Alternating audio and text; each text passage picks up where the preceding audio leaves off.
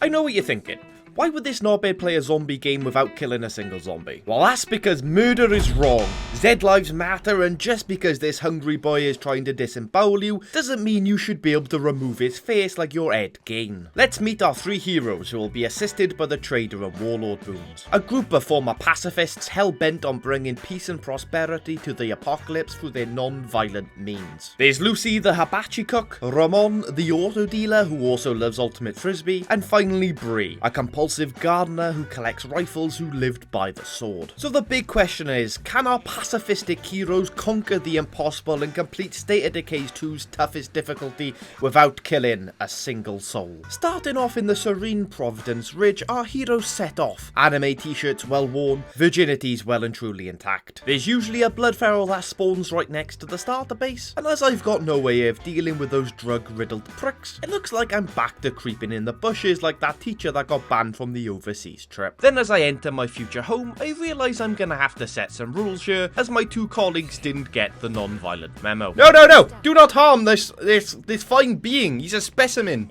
One of the Lord's creatures. So the rules are simple. I cannot kill any zombie. Unfortunately, there's nothing I can do about Skynet blasting faces like an X-rated movie. Secondly, bloaters. These emo knobheads have the tendency of going off at the earliest inconvenience. If I don't touch them, it simply doesn't count. But with that out of the way, I can claim the starter base and start trading with our boon trader friend, making sure to collect quite literally every single item on screen. And before anyone in the comments pipes up with the guns aren't pacifist argument, are you honestly saying a man can't peacefully enjoy blowing his entire load over some non-sentient meat? With my supplies relatively stacked, my next plan is to get the car up and running, so I set my sights on the nearby Bronto gas station. Look at us, just sneaking in bushes. Like, like a level 5 fucking Pidgey.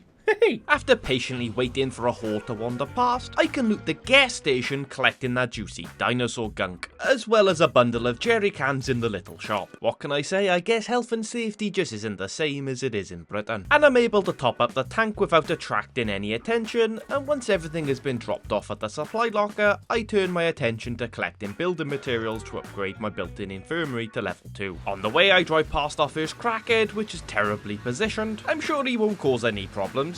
Right? That's when I figure there's two ways to go about this. I can either do as I have been, sneaking about, which is boring and likely send me to sleep, or I can be my loud and proud self, charging my way about and outrunning the hungry boys around us. You can probably figure which option I went with.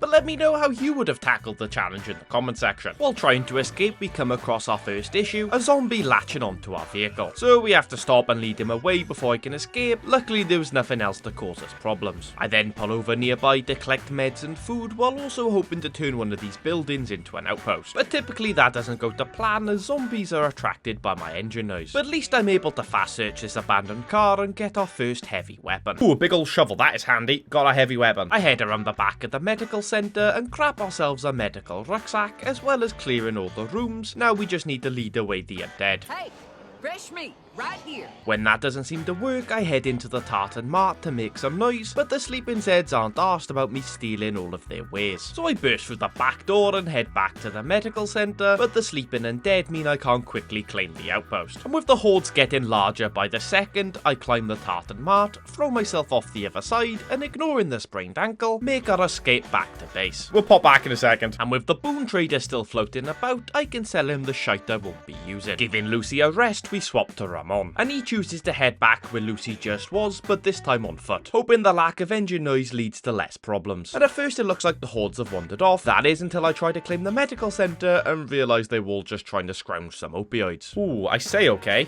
The horde is in the building. Luckily, I immediately find a tube of fireworks, and with it planted in the car park outside the Tartan Mart, I can loop around the back and search the final 2 containers in the shop, although I'm not rewarded for my efforts. But now the horde is no longer in the medical centre, I can at least claim it as an outpost and complete our looting. At this point, I figure it's time to head back to base. I was out and about for a bit, so I brought back a few things. Oh, that's good for you, Bree. I hope you didn't kill any zombies while you're out there. Fucking murderous bitch. Ramon grabs himself a heavy shovel, an M4, and some some other useful items, then makes a move to assault our first plague heart, and yes, I am aware how risky it is to bring frag grenades. The first heart is in his usual place on Providence Ridge, and that allows me a great parking advantage. But while there's nothing around, it's time to go hand to hand with a heart. However, it seems the undead were a lot closer than I first realised. Okay, I did hit a zombie, but it didn't kill him, so it's okay. But determined to complete the first phase before I can go all quiet kid in class, I can exit out the back and sneak around the side. That allows me to complete the first phase, simple enough. Then carefully and cautiously I can start blasting it from the roof of my car. Doing that completes the second phase. Thinking about my exit strategy, I leap off the car and run towards the shed opposite. My plan was to loot the building materials and store them in the car before taking out the final phase. However, the shed is as populated as a successful boy band. 4 Zs. What? They can't all be funny. Like and subscribe for more hilarity. So I rush back to the house, batter more meat than your local chippy before taking the final shot from the roof of the car. I then plant the boombox I brought with me, and thankfully it's not blasting KSI's new tune as it attracts all the undead, so I can loop back around to the shed, collecting some building materials as well as some other marginally useful stuff. But most importantly, with all the undead on the other side of the house, I can sneak back and drop off all my stuff without attracting any of the knobheads. I can then collect the majority of the play cart's loot before using a frag grenade to safely draw the hordes away from my car, then making our very cautious escape. But getting back to base is slowly becoming an issue due to that feral, but I still managed to avoid it with no problems. After dropping everything off at the supply locker, I continue to abuse the boon trader standing out in the cold by selling him our redundant shite. He won't be there for much longer, but while he is, I'm gonna take advantage. I still need plenty of building materials so I can upgrade the infirmary, as well as build a fighting gym. I know you might be thinking that would be bloody daft. Why would I need to maximize my fighting skill if I'm not fighting zombies? Well, there's a reason I chose these characters in particular. Each has a trait that will lead their fighting speciality to being swordplay. That way I'll be able to perform a leg sweep attack, rendering the undead alive but immobile. Questionably ethical?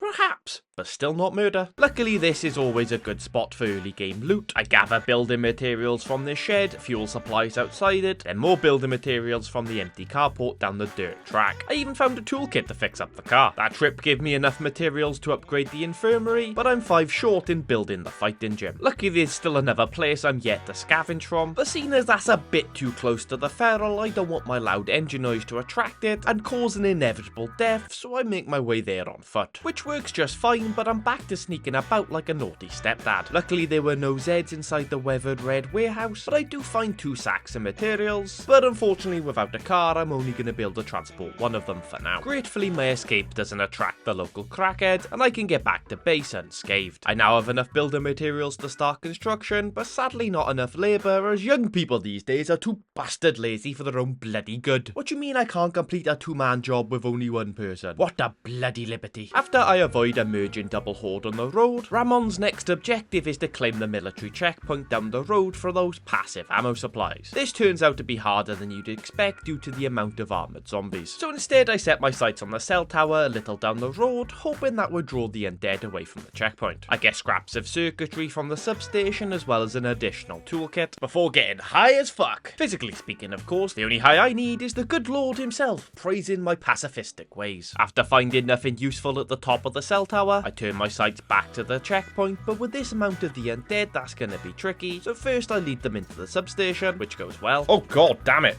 Bloody hell, that was the first bit of fucking damage I've had. Well, that's not strictly true, but we can live and forget. So I climb to safety and plan on locking the undead inside so I can escape with my car. Zombies in there. I run out that door, closed door behind me, jump in, enough time, get the fuck out of here. But that turns out to be harder than I was expecting, especially when the undead so easily lose interest in me. Hey, no, over this way. So in the end, I jump down, hop a fence that draws them far enough away from my car to make an escape. I then stop off at the checkpoint, and while there isn't a lot of the undead around, just 1 means I can't claim the outpost. And seeing as I'm about as quiet as an imploding star, it's not long before things start to escalate. I am able to lead them away, but it takes ages, and it involves me running away a lot. Especially as when I sneak back, just a single Z outside of the area means I'm not able to make the zone safe. Looks like I'm gonna have to do something a bit more special. Luckily this is far enough away, I can then run back and claim the outpost. And seeing as a screamer then wanders close by, it's time to escape before hordes surround my car. But on my way back to base, I want that spare sack of building materials, and by parking in the trailer park close by, I can sneak in and collect them without the feral causing a problem. And as the infirmary has finished its remodel, I can now start construction on the fighting gym. But unfortunately, I never got to use it, as just 9 minutes later, while reversing my car, a zombie latches on and the innocent creature's head explodes as my car bottoms out on a rock. Okay,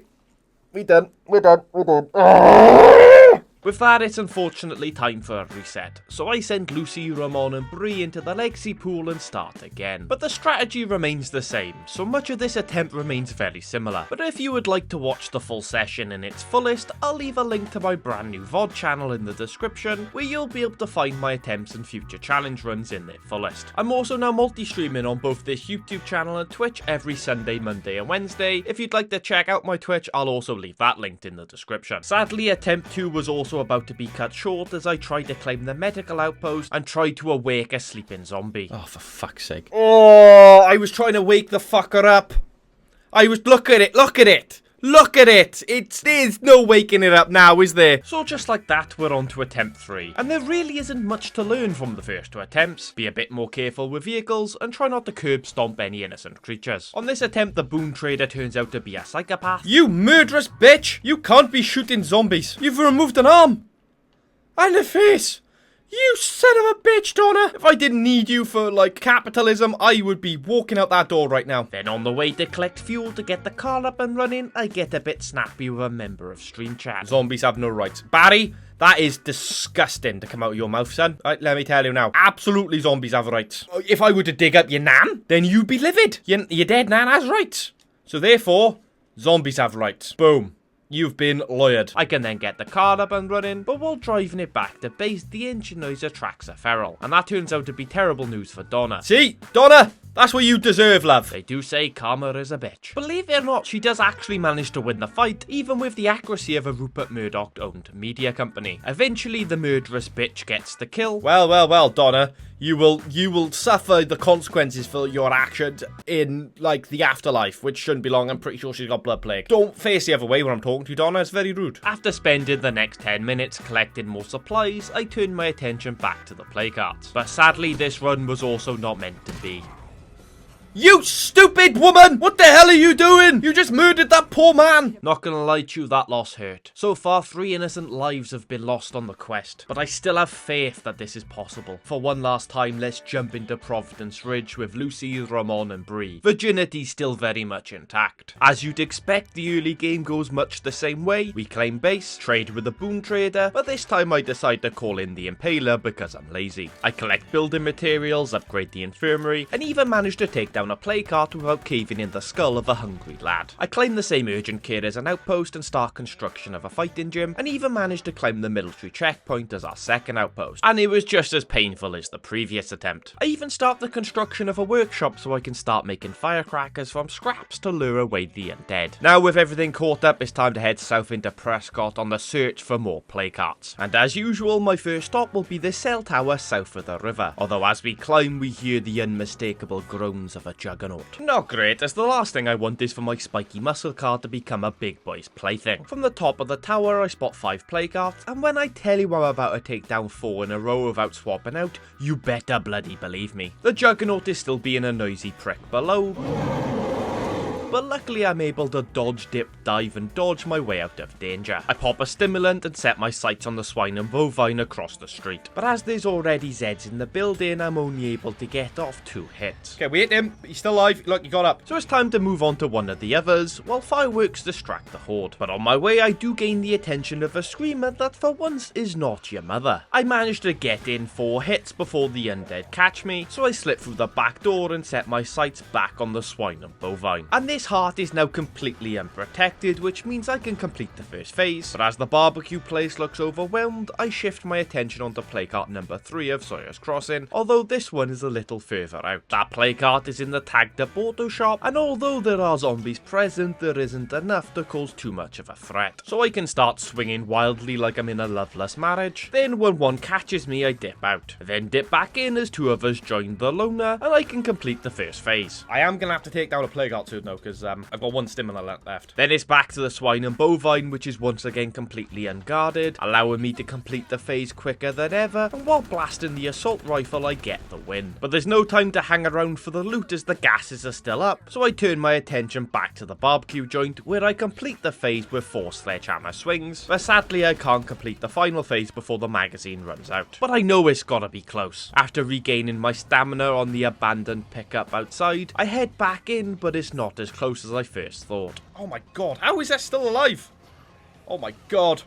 Oh, bloater! So I hop the fence and go back to being a sneaky stepdad, and when I head back in, avoiding a few stragglers, it's lights out with one more swing. But still no time to loot as the hordes threaten my safety. Let's head back to the other play cart and hopefully get some stamina items. Which is exactly what I get, 3 energy drinks and a gun with 20 rounds of ammo. I drop the heavier items back at the car, which has thankfully been left alone by the earlier mentioned Juggernaut. Then it's back to the warehouse, but by leaving the door open when I originally left, it seems that has allowed all of the undead to wander off, meaning I'm safe to take down the plague cart with a combination of heavy weapons, automatic gunfire, and finally a Molotov.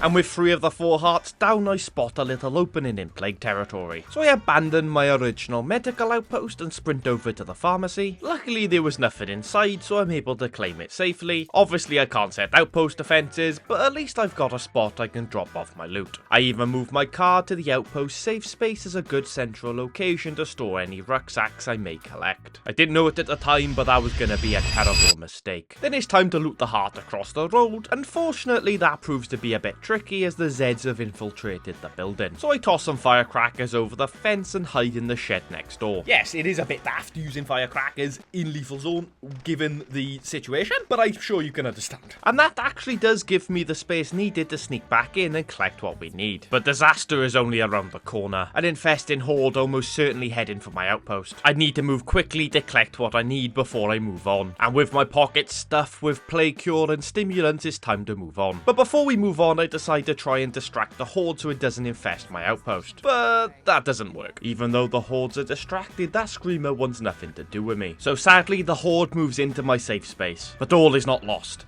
As they say, there's more than one way to skin a cat, or in this case, make an infestation fizzle out. So I set my sights on the 4th plague cart in Sawyer's Crossing. First, I stop by the plague cart we just took out and collect the painkillers and stimulants from its husk, narrowly avoiding the bite on the exit. As I get to the plague cart's location, things seem quiet, obviously ignoring the horde at my tail. I get 6 hits on the heart before the hordes catch me and my energy drink runs out. So I run out the front and pop a shot to hopefully draw the zombies away from the plague cart. Then with a new stimulant active, I charge back in, and after a couple of hits we complete the first phase. But with dozens of the undead now flock into my location, I need to get their attention and lure them away. There's a pickup near the remains of a bloater, but sadly there's no time to grieve the loss of this fine human. What did he do before becoming an emo popping boy? Sadly there's no time to consider the possibilities as a feral stalks our location. This is what I've been dreading this entire time. Trapped with nowhere to run, no hope of escape without breaking our rules. But maybe, just maybe there is an escape. The feral was on the other side of the car when I jumped down. Now I need to put as many obstacles between me and it, so I hop over a double wall and find its origins. But it seems to have lost interest, so I make a tactical misplay by heading back towards the play cart, taking a very wide line in the process. I make it back to the heart without any crackheads pursuing, but I accept that I'm probably gonna contract blood plague during this assault. Well, that's what you have cures for, you know? You know what they say, a cure is better than prevention. I don't know who says that, but they sound like a smart man. We complete the second phase, then with no stamina, I retreat to the caravan. But you'll never guess who's back.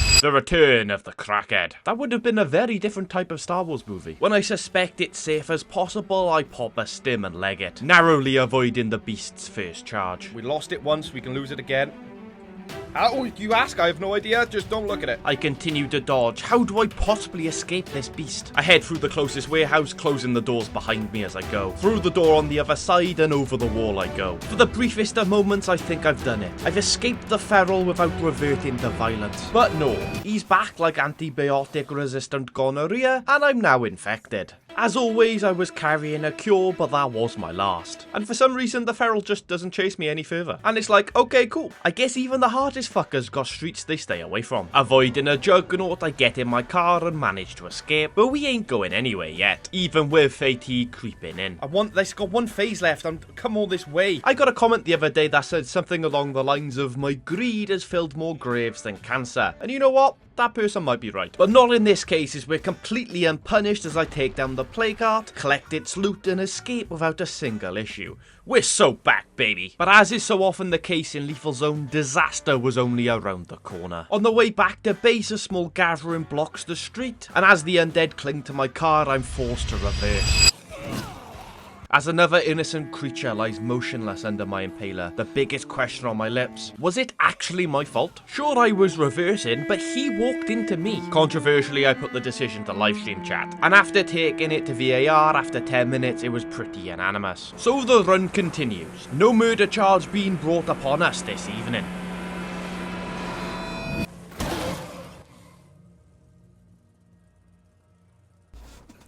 What the fuck? Oh my god. Okay. I do still think this is possible, but I'm gonna have to go to Ultimate Cheese Fest in order to put it off. Do you want to see that? I'm not so sure. As always, let me know your thoughts in the comment section, like the video, subscribe, and I'll see you in the next one.